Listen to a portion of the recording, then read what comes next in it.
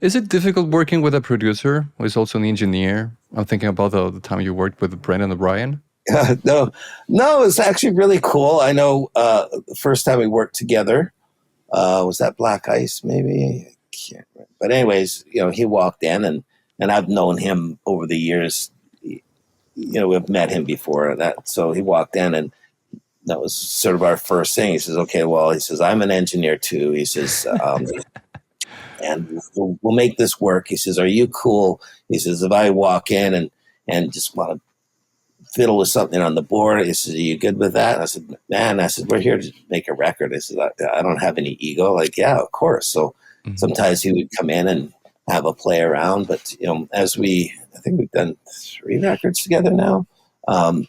Yeah, there's a lot of trust and we both are into each other. So there's less and less of him doing touching the board or doing anything. Sometimes he'd want to come in and have a little play and do a little rough mix or something to get a feel for where it was going. But we were always on the same page, and it was about making an AC/DC record and not a Brendan O'Brien or a Mike Fraser record, so we're part of the team.